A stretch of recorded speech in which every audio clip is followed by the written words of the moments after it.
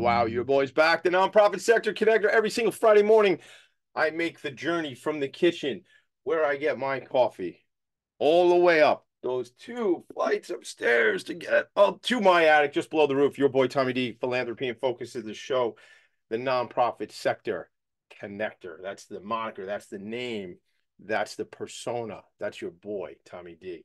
Representing as best I can for the nonprofit sector, bringing the nonprofit sector together with the for-profit sector, bringing the nonprofit with nonprofits and putting them together for collaboration so that everybody is better off.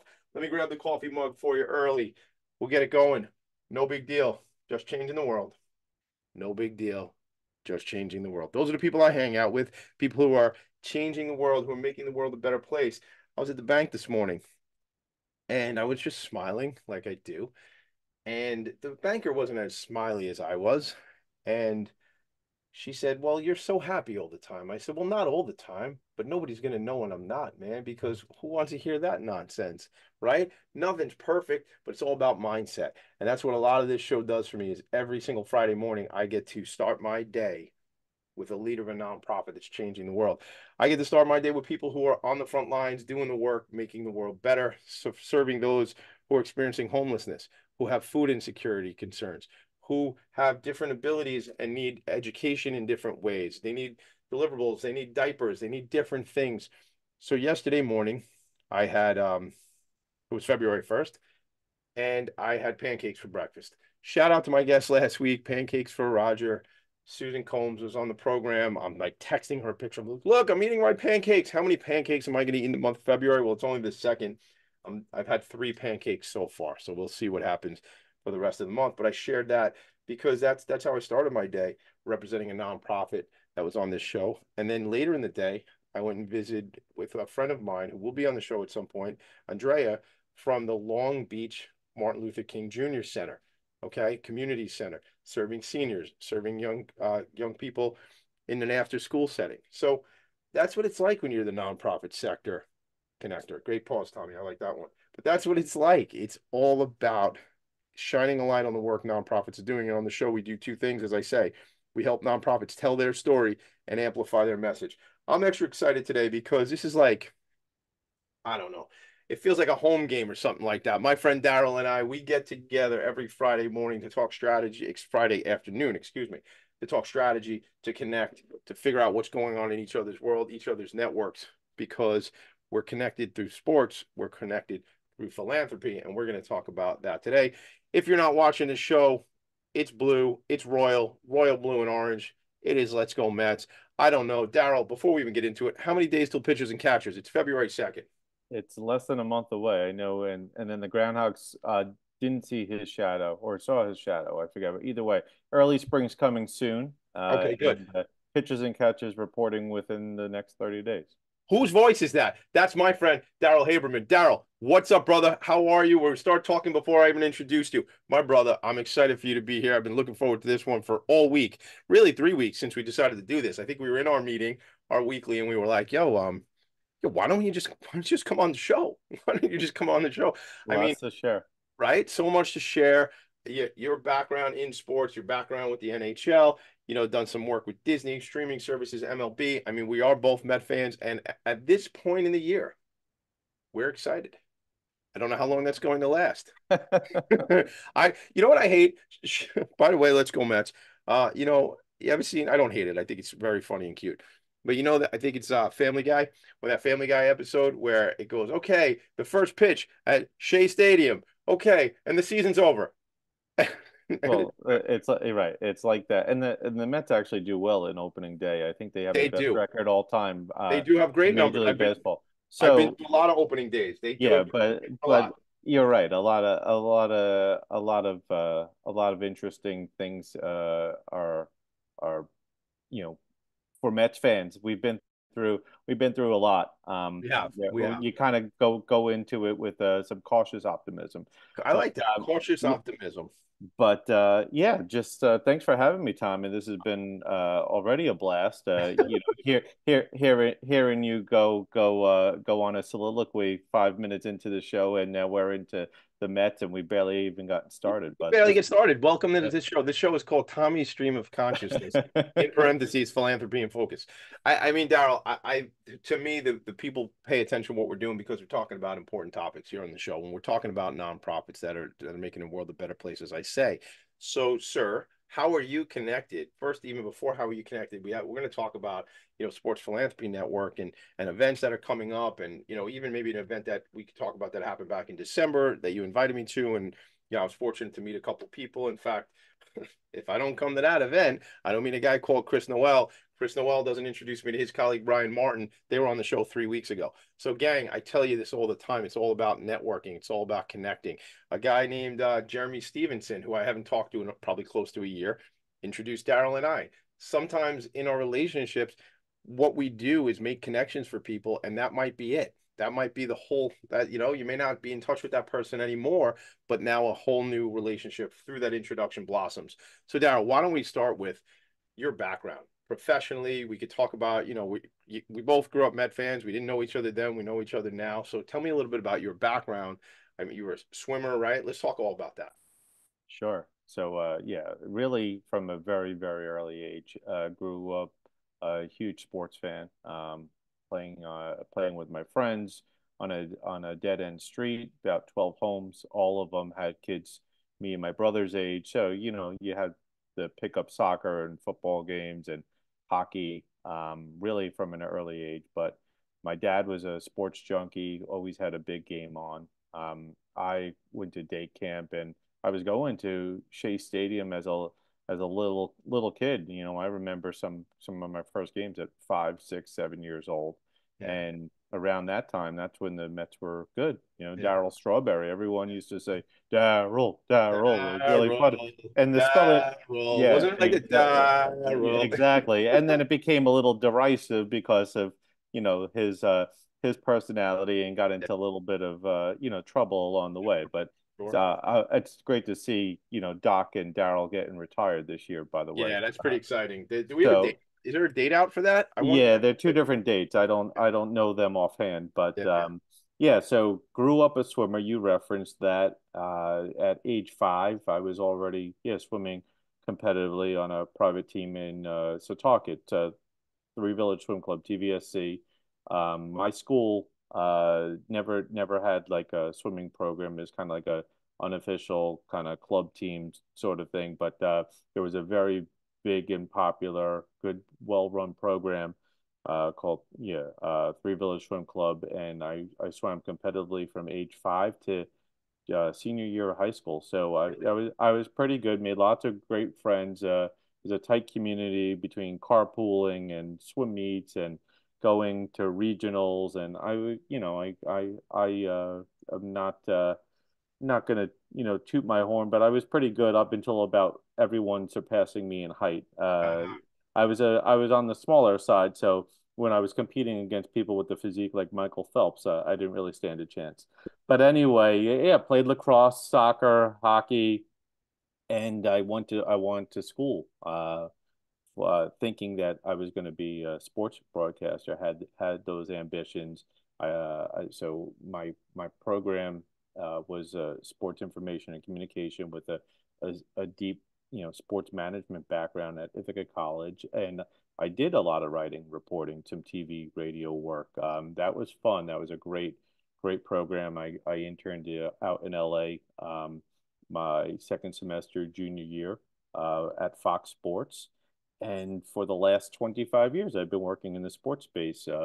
My For 22 of those years, it was at National Hockey League, doing digital media, content operations work, growing the platforms, talking to social media folks, a lot of planning, production, just about everything, working with third-party vendors, graphic designers, marketing teams, the 32 NHL clubs, content management, uh, everything, in a cross-functional way, doing some fun events. Got to go to Winter Classics, All-Star Games, Stanley Cup Finals. Wow. Was in the locker room. I was used to run a draft chat with our first round pick, so I got to meet Alex Ovechkin and Connor McDavid and a lot of the the the, the legends of the game already, and they're still playing. And speaking of legends, yeah, met Gordie Howe, Mario Lemieux, Wayne Gretzky. That was my world. Now I'm agnostic. As you know, I'm working in um, a few different ventures, doing a lot of sports marketing, operations, for some startup ventures. I'm very involved on the innovation side of sports, and just it's all about how to better connect and build communities and good two-way relationships. I love that. I mean, connect and community. And I want to go back to that later on in the show at some point because I think, shout out to like Rakoti, different things like that we're talking about, some things that you're involved with. I think that connection and community, you saw something, when you and I first got to know each other, that there was this opportunity with the nonprofit sector because again, maybe you saw that because it's me and you go, that's relevant to this guy. I should talk about that, obviously, right? But there is that community piece, but then there's that sports piece, which look, we saw, at the event we had up in Harlem, you had really for Sports Philanthropy Network up in Harlem last 2 months back now, back in December.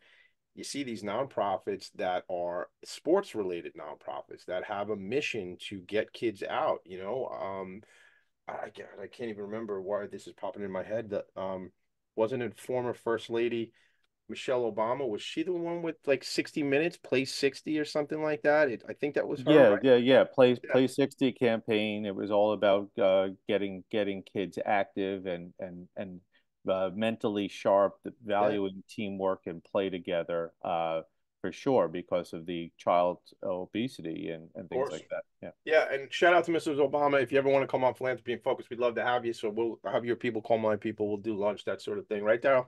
That's how it works, man. It's one. Yeah, no, We're all 1 degree absolutely. away. We're You, we're, you, we're only you know, separated by they people, right? and they always say you got to shoot your shot, right? That's it, man. I think it was it was an Eminem. I'm not gonna. No. You know who it was? It was Alexander Hamilton, actually. I'm not gonna blow my shot, right? Isn't that what he said? This is Alexander Yeah, Hamilton. If that's you're not that's checking it out, gang, I get the Funko Alexander Hamilton. Love that. I never saw that play, but I although watched. or that might be Tommy DeMisa too. Well, By it the way, looks, if you look at that, just it's some very uncanny funny. I resemblance mean, right as there. much as I like Lin-Manuel Miranda's, version of Alexander Hamilton, I bought this because it reminds me of me, Daryl. That's, Exactly. there's a bit of there's a bit. It's like looking in a rubber mirror. Oh, Tommy D, I am your biggest fan. All right, so there's so much here. I said connection and community. I want to get into that. We'll talk about Recody. I want to talk Sports Philanthropy Network when we come back. I want to mention Ed Randall because you talked that you did some on-air time. It sounds like yourself, and thought about becoming a broadcaster, maybe as a profession. Ed Randall's been on the show. He used to do talking baseball, but now he does series for the Mets and the Yankees. And that his organization around prostate cancer, fans for the cure, which we've talked about, make sure guys get screened. Anyway, so many ideas popping into my head, so we'll try to get into as many of them as we have time for. Darryl, I want to ask you more questions about your background when we come back. I want to talk about the events that you have coming up, the events we've done in the past, and some of the stuff you and I strategize around that's appropriate to share. We'll get into that too. Before we do that, before we get into that, I want to just say Doc Gooden is number 16, ceremony April 14th. So Darryl, you and I should figure out, bring some of the kids out to that event, April 14th of this year, 24. And then Darryl Strawberry, number 18, will be raised to the rafters on June 1st at Citi Field. So that Citi Field, that's this ballpark we have over in Flushing, Queens, gang. We'll talk to you about it. Shout out. Hey, Uncle Steve, Darryl and I will be there that day. Maybe we can get a photo op with you. All right, well, let's go to a quick break. The show is Philanthropy and Focus. Your boy is a nonprofit sector connector, and my friend Darryl Haberman is here. Right back. Are you a conscious co creator? Are you on a quest to raise your vibration and your consciousness? I'm Sam Leibowitz, your conscious consultant, and on my show, The Conscious Consultant Hour Awakening Humanity, we will touch upon all these topics and more. Listen live at our new time on Thursdays at 12 noon Eastern Time. That's The Conscious Consultant Hour Awakening Humanity, Thursdays 12 noon on talkradio.nyc. Are you a high-achieving, growth-oriented leader? Are you interested in developing your authentic leadership while creating a healthy, inclusive workplace? Hi, I'm Dr. Mira Brancu, host of The Hard Skills on talkradio.nyc at 5 p.m. Eastern on Tuesdays, where we discuss how leaders develop the hard skills needed to make a greater impact. We interview experts, have live coaching, and tackle these challenges. Listen to The Hard Skills on Tuesday at 5 p.m. Eastern on talkradio.nyc. Are you a business owner? Do you want to be a business owner? Do you work with business owners? Hi, I'm Stephen Fry, your small and medium-sized business or SMB guy, and I'm the host of the new show, Always Friday. While I love to have fun on my show, we take those Friday feelings of freedom and clarity to discuss popular topics on the minds of SMBs today. Please join me and my various special guests on Friday at 11 a.m. on talkradio.nyc. You're listening to Talk Radio NYC. Uplift, educate, empower.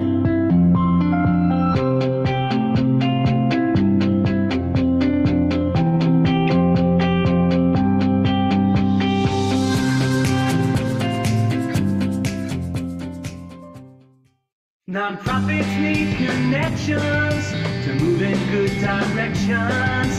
So cut through all the static. Join Tommy in his attic. Shout out to Uncle Brendan Levy on the tunes there. Although I did say this year, I think we're going to turn it into a reggae song. So I actually started talking to my cousin Danny, over the Christmas holiday, and was saying, "Hey man, I think I want to make my own song." And he's actually former rapper, used to rap under the name Master Mauds, Maudz. So check out my cousin Danny Mauds. I guess if you want to check him out. But I'm gonna check him out. We're gonna redo the song a little bit with like a kind of a reggae thing going on. But oh, by the way, that Bob Marley movie comes out pretty soon. I think it comes out this month, Darryl. I don't know if you're into seeing that, but I want to see that. Let's go to this. I like Marley. I was in Jamaica last year. Where are you? Always trying. I mean, not the traditional reggae fan, but when Bob Marley is on, how could you not exactly really appreciate the essence of transcendent, right? That's one of the things that transcends. I don't really care what genre you're in. And you mentioned Uncle Brendan Levy. Is that the Brendan Levy that you and I know? Same. The one in the that's same. awesome. Yeah. He came up with that jingle. So listen, you might not know this, and I haven't brought it up on the program in a long time, and I'm glad you asked, because next time his band is performing, actually I got to find my phone because he told me when they're performing again. He's got a band called they used to be called The Goods. They had a record deal back in the day, back in like the 90s. And they were a legit band, like had followers, had guys that did shows, the whole thing. And this is a while back. So now they no longer call themselves The Goods. They call themselves Damaged Goods. So I thought you would like that. I thought that's fun. Let me tell you, Brendan can rock, man. They're great to see. I got to look up and see when they're actually playing. Here's my I'll let you know because he's getting some publicity now. 3-2. That means March 2nd at Docks in Island Park out here in Long Island. Shout out to Damaged Goods. I always love those guys. My wife and I like to rock out. I actually brought my kids to one of their shows recently. I think it was right before the holidays. Same place down in Island Park. All right, let me ask you this, Darryl. No, I get like in my own head, like this matters what I'm about to say. Like anybody's gonna go like, oh, now I'm mad at Tommy D. But like not to be rude to different sports and stuff like that, right? But those NHL guys, man, they seem like they are the baddest of badasses out there, man. You met all these guys and stuff. They just seem like tough guys. And maybe it's because some of them don't have their teeth because they got knocked out. Maybe it's because if you look back at that game, and all games, equipment and safety has changed. But in that game, where even in our own era, like my grandfather, who's passed a number of years ago, played semi-pro football, but back in like the 40s or something like that, right? They basically had like this, like a hat, like a baseball hat. They had nothing on, right? His nose was all jammed up because that amount of times it got broken. But that was before our era of being alive, you and me. But the hockey guys, like I remember these guys like like skating around on the ice with no protective helmet, nothing. And is it that? Is it the fact that even growing up playing like on Sega Genesis, there was like actually in the game you could fight, like the guys in the hockey game could fight. Right. That just seems like they're tough. So is it the fact that a lot of guys get their teeth knocked out? Is it a fact when I'm at the game and you literally jam another guy into the boards? Like it is a physical game. Of course, we're right here a week away from the Super Bowl. So talk about tough games. What do you think are those guys in meeting them just really tough son of a guns compared to other sports? If you even want to compare, or just what do you think? Are they tough? Obviously. No, I mean they're very tough and skilled on the ice, but really, the hockey player is they're some of the best people, to be honest. Yeah. I got to know them. They're usually very, very community minded. Always go back home, or they're from Canada. They go back to the cottage, or even if the European crowd, the Swedes and Finnish players are spending their summers back home. Right. If they win the Stanley Cup or get honors, they always go back to their club teams or where they grew up. But they are definitely the tough and strong personalities on the ice, but off the ice they are teddy bears. I Yeah. mentioned Gordie Howe. I remember you know whether you're a hockey historian or not, but all of these guys have the firmest of firm handshakes. I mean, we're talking like meaty paws. Yeah. Yeah. I remember the era. Listen, I've been a hockey fan really since age 3 or 4. I grew up on the Islanders dynasty. My So dad what? had Let me ask you. Islanders. Yeah, I remember that. So I'm trying to remember because I was born in '78. I think you are you born? You're I'm a ahead of me. year older than you. You're Yeah. a year older than me. So like I remember, like literally, I remember like my grandfather, my mother's father, my pop, the same guy that was a semi-pro football player, sitting on the couch with my old man.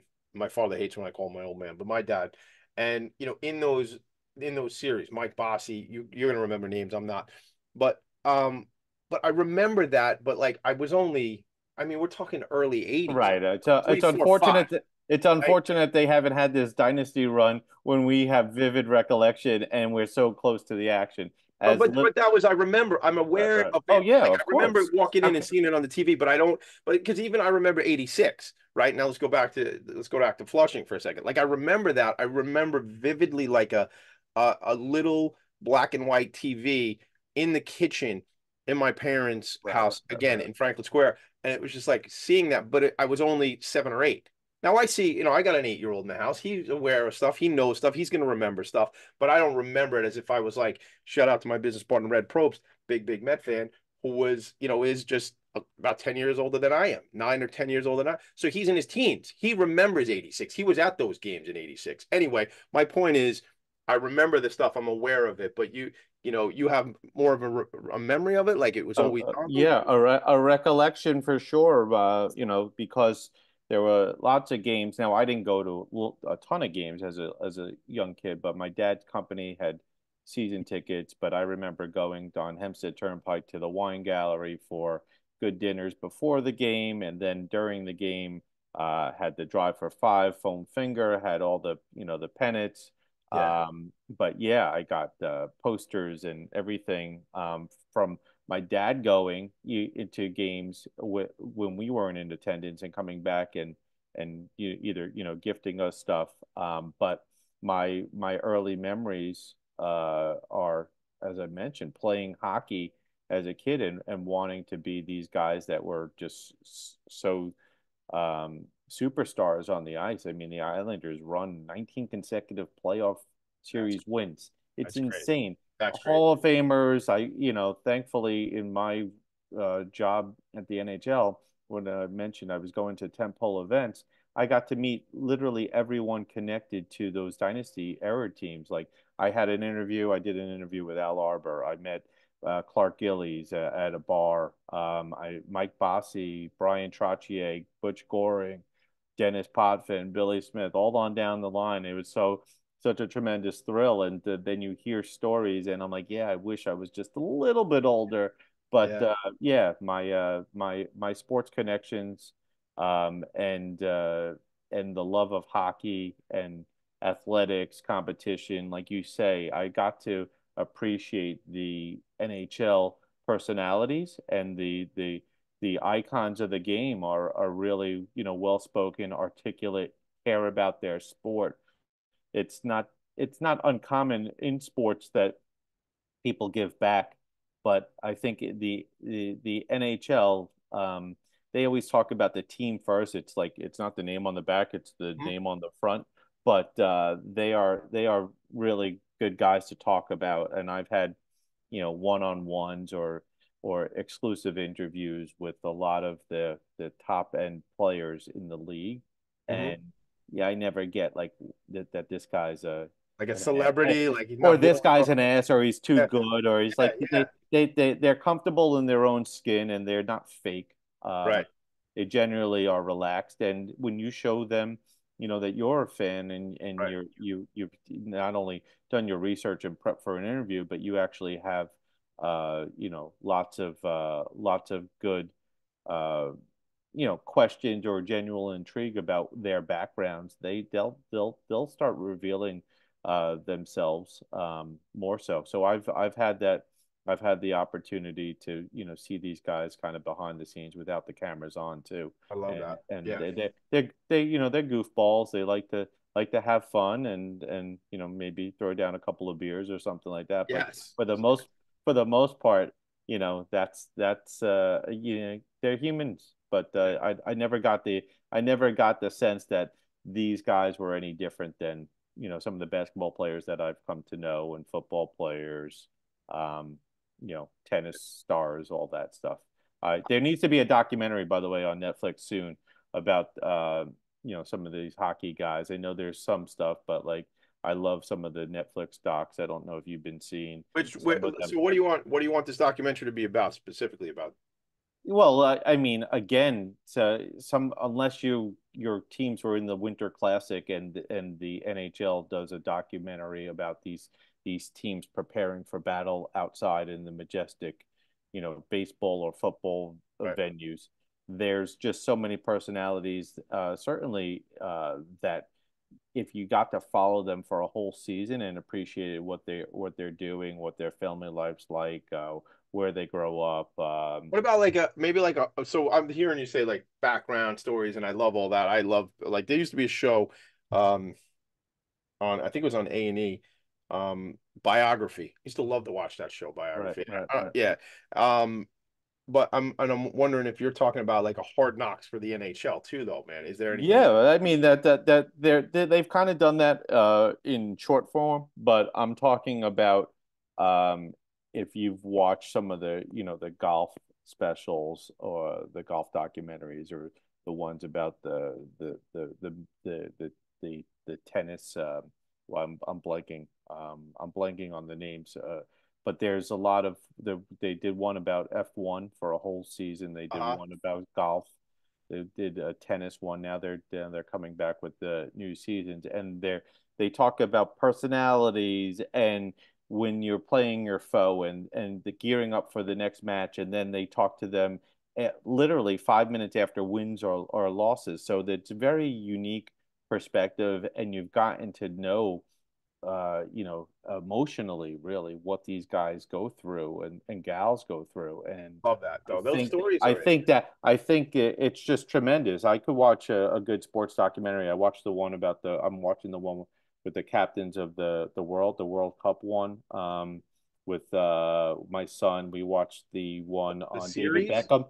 Is David it Beckham, yeah, it's a series. yeah, You should definitely I'll check check it it out. out. But that's fun viewing for me, and that also, it's engrossing. It's good for my kid. Well, it's a good story. It's good that you and the kid could share. It's good Exactly. stories, and it's not, you know, dramatic television or comedic television has its place too.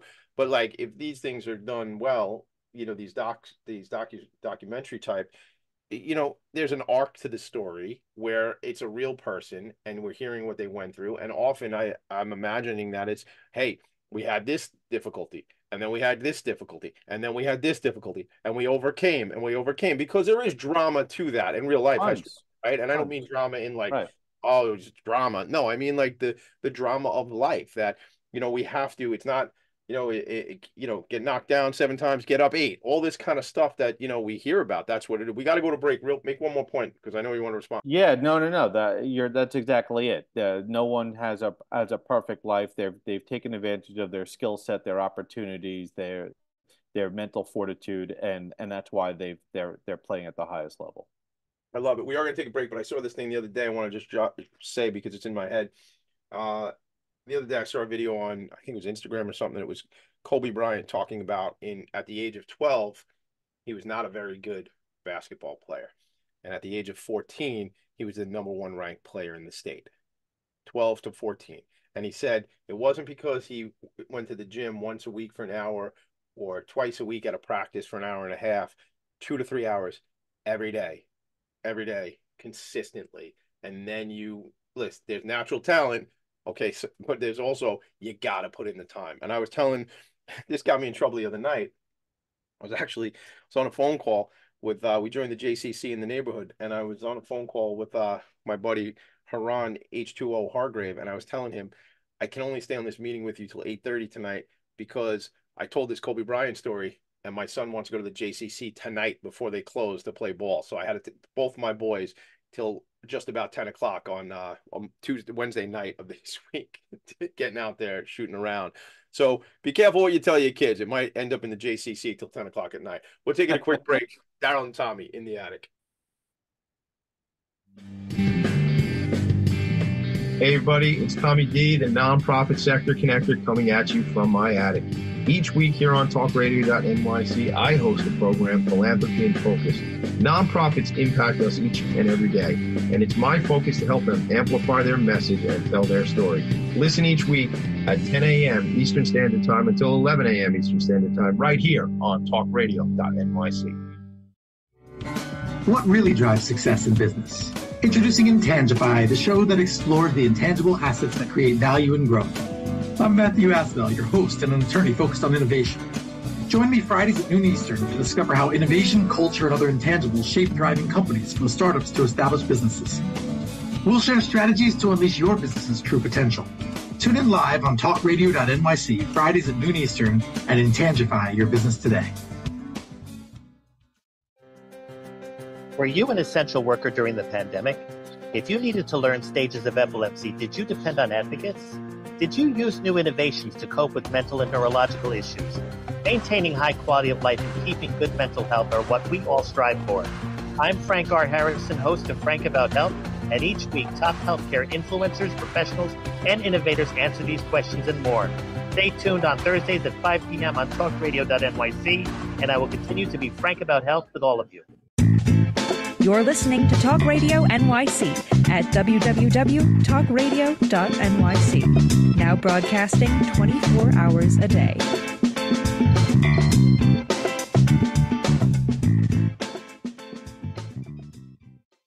Nonprofits need connections to move in good directions. So cut through all the static. Join Tommy in his attic. Right, cut through the attic, man. Join me in the attic, man. Darryl Haberman is here, my buddy. He is a sports guy.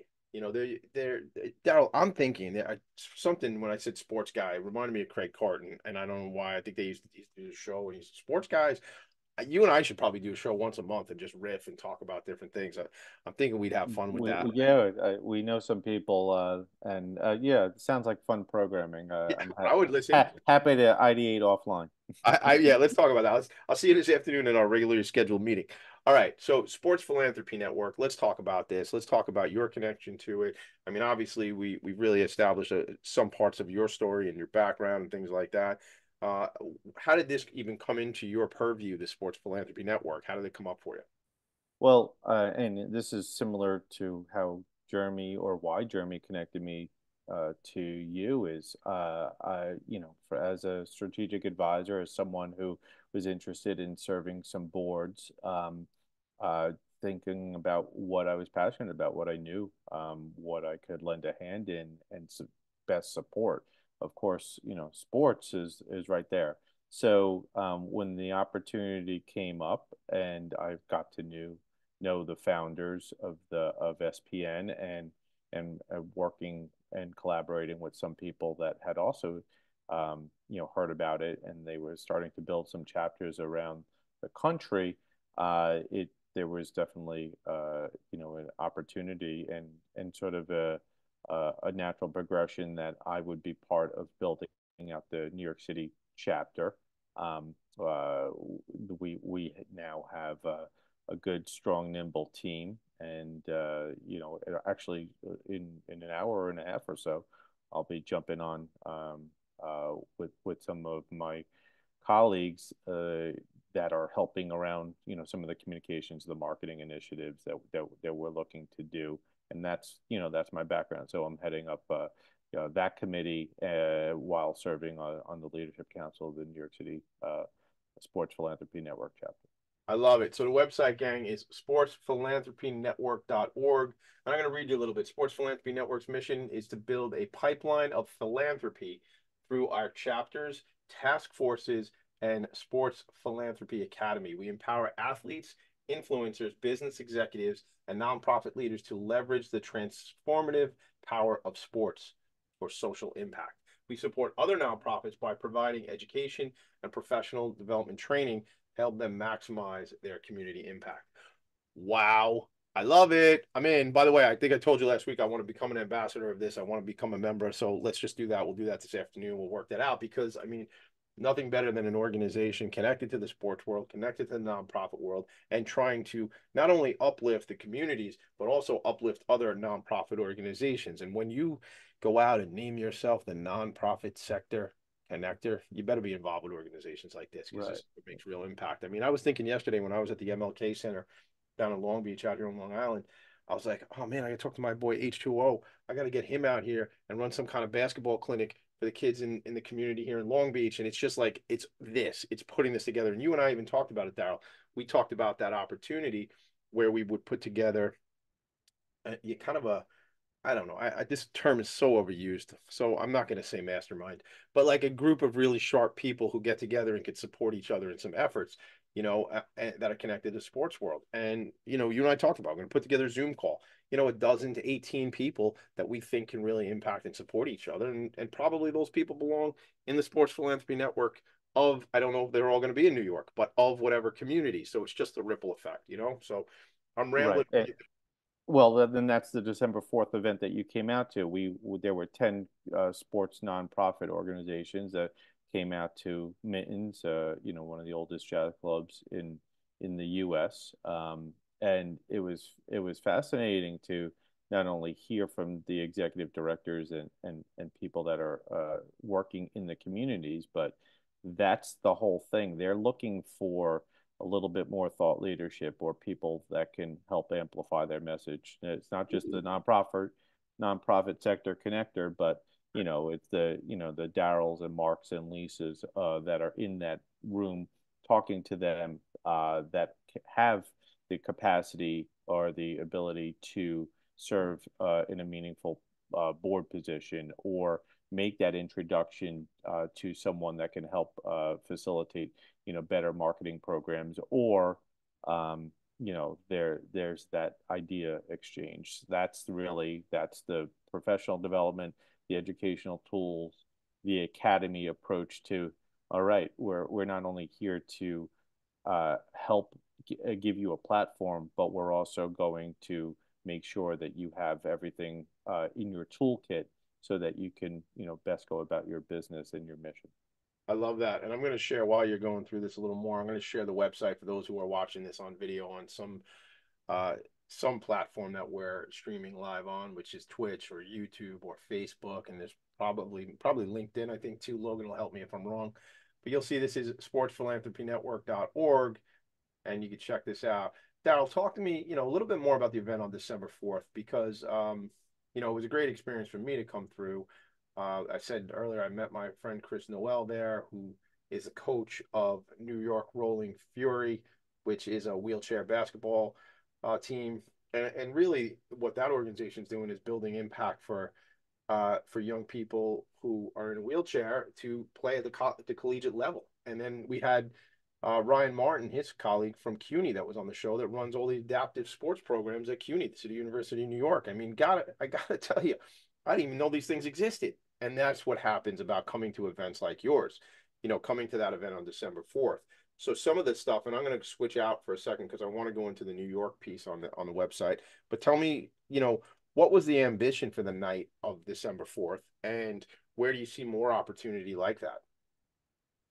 So that was our kickoff event. That was our first ever New York City event. It was called the New York City Showcase because again we were showcasing these 10 nonprofits and starting to really lay out what we were looking to do in the community. And now we're already on to planning our next event next month in support of Black History Month. We're going to have a panel together at a place down in Nomad in Manhattan, where it will be a panel discussion and a networking event with some of the Black and brown leaders in the community, ones that have worked in corporate America or are supporting nonprofits, and talk about their challenges and talk about what good they've been able to bring the social impact piece and really just impart some of their expertise.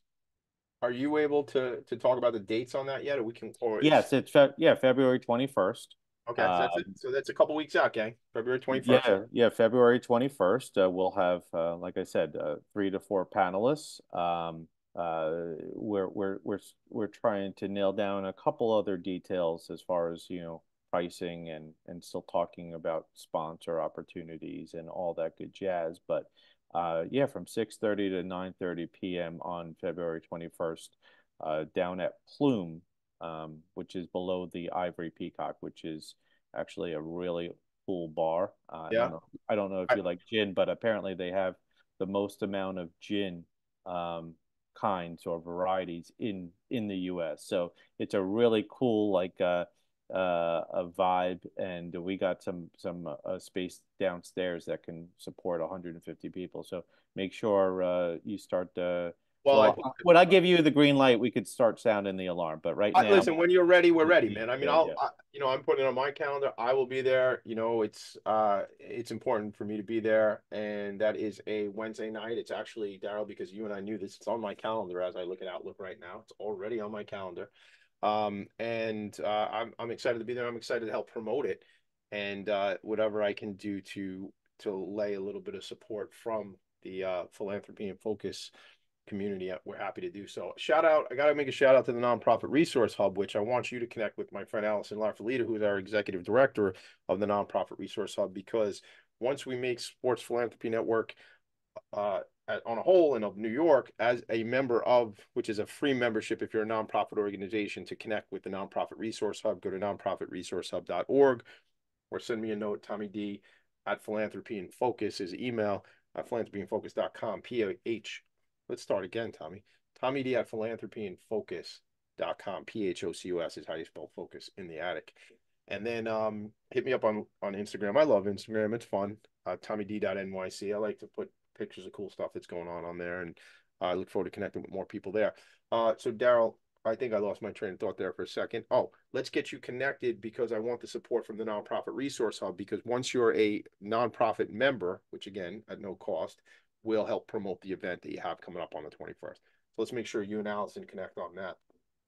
Gang, no, I'm running a live show here, but we're networking at the same time, man. Things have to happen. You got to get it in the moment. You got to make it happen. You got to make those connections. So that's what I'd encourage you all to do.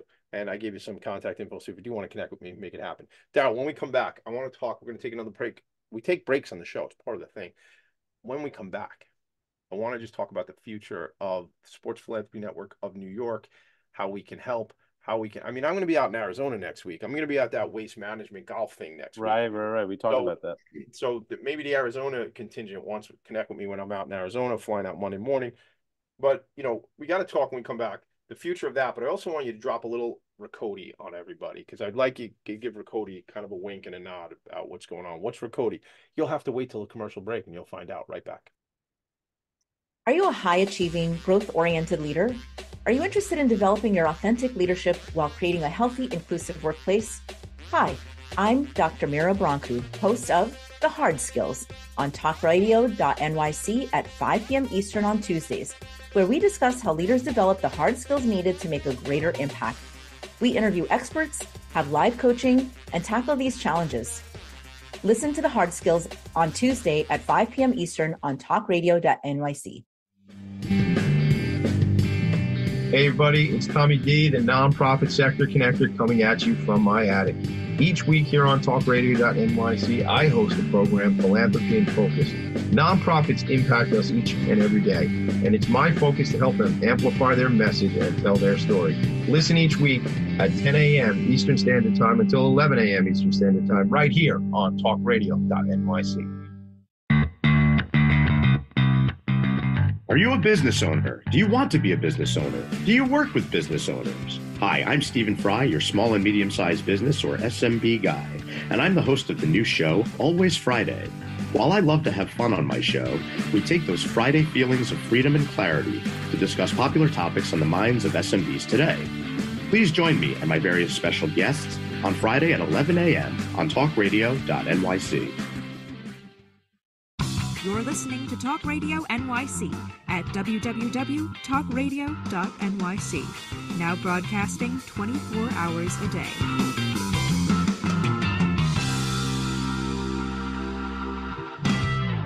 Nonprofits need connections to move in good directions. So cut through all the static. Join Tommy in his attic.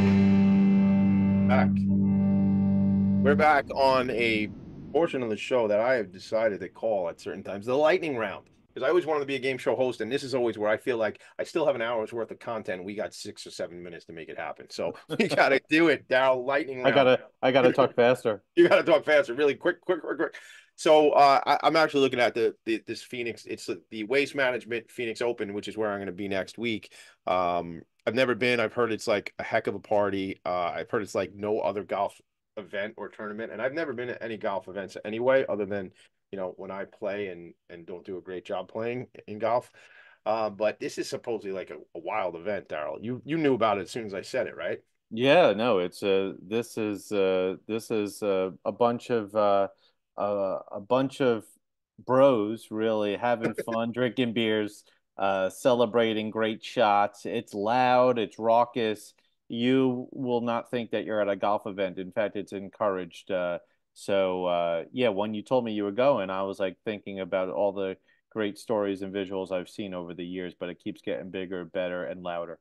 Well, I have a friend who's out there who we do some work together, and he lives out in Sedona, and I think I'm gonna have an opportunity to hook up with him and check out. I think he said something about ATVs one day. I don't know how it's all going. Oh yeah, Sedona is gorgeous. You do some hiking, definitely get on that ATV. But, I think I got an idea for you. This thing sounds pretty awesome, and actually, a company that we do some business with is sending us out there, kind of as a reward.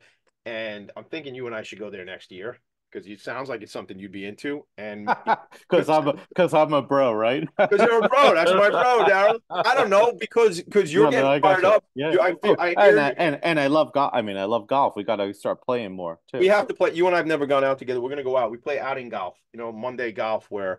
I can't play weekend golf, man, with the kids and stuff like that. Not that I can. I don't want to. I don't want to like lose a whole day when I could be spending time. Yeah, no, of course. You know how that is as a dad.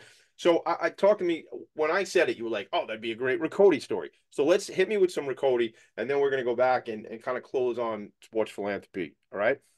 Okay. So yeah, no, I mean, so Riccoti is a platform that's soon to be launched. You're connected. You've gotten some intel, but really for the audience, it's a unique opportunity for those tier one sports teams or leagues, or even an individual athlete to better connect with the fans around content. So you will have your cell phone, of course, when you go to Phoenix, and you'll be recording content. You'll have some perspectives, some thoughts, your stories, what got you there, the before, during, after. So really in chronicling sports and talking about your love, your passion, who you were with, why you were there, that content is the content that needs to be shared. So Rakoti is going to be a platform that allows teams and athletes and even venues to invite fans in to share their stories and to then use their stories, their videos, their photos, even animated GIFs, and their commentary to uh, build some fun digital scrapbooks together. We will be leveraging AI to paint more of that emotional fan profile, so that it really starts developing more of that two-way relationship where you know about the team and can support the team authentically. You don't have to worry about some of the things that happen on social media, and you'll be incentivized to keep sharing, and you might even be promoted uh, from on their social media or venue jumbotrons and things like that. So really, our secret sauce is giving our teams or our clients uh, the ability to work more symbiotically with their audience and create more sticky opportunities so that there's better marketing ROI, there's better sponsor money, and there's that fun community building piece. And you could gamify and incentivize lots of different ways when you have a good cohesive ecosystem, and that's the Rakoti platform. It's ostensibly a sales and marketing platform that teams, no matter what shape and size and sport, can utilize. And so if somebody wants more information about Rakoti, whether like maybe they're a prospective customer or client, a sports team, an association, an organization, or otherwise, maybe they're just interested in learning more from a business opportunity perspective. How do they do that? Do they go through you? Yeah, certainly. Hit us up. Hit me up. Darryl, Darryl at Rakodi, RIKODI.com, or Rakodi.com has the goods. So you could check us out and learn some more details. Get to know the team, the founder Andrew, who you've met, Tommy. Yeah, that's really it. And then we do have some collateral and resources if you're interested in investment opportunities. And also, if you think there's a strategic partnership, we'd love to get on the horn, set up a Zoom call, or meet here in person if you dwell in New York City or Long Island. Absolutely. And I did invest a few dollars into the company, so I'm excited about that. Thank So you. yeah, yes, and glad to meet you and Andrew. And I see this as a really fun and cool opportunity. So if people want to learn more, obviously Darryl shared his info. If you missed it, rewind this. He'll say Darryl Cody. All right, so Darryl, let's leave him with something about Sports Philanthropy Network here in New York. What do you think? What can happen? What in your mind's eye? I like to do this. I like to project myself into the future, right? If you project yourself into the future, 18 to 24 months, what do you see here in New York that that the organization is going to be able to do? And also, what do you need to do some of that? Like, who can we help you out and connect you with? So back to the mission. I mean, it's about developing a pipeline. So we're looking to put on, um, a little bit ambitiously, an event every other month.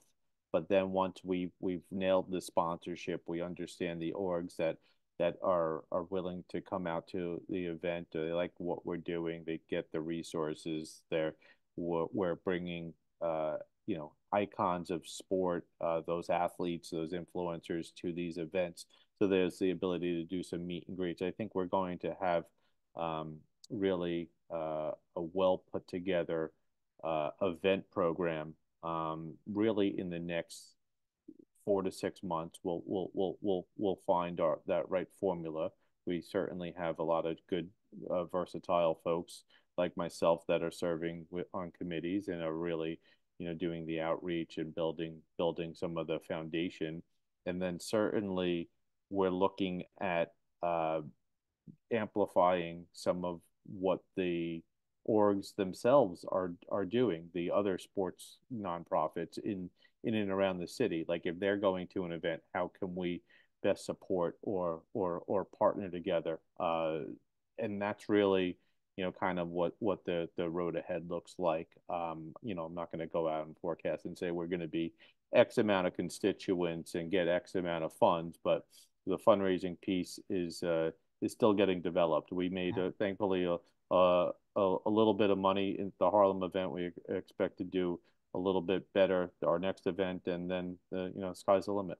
I love that, man. And like just adjoining and taking the sports aspect of this whole thing and saying, how do we roll that into philanthropy?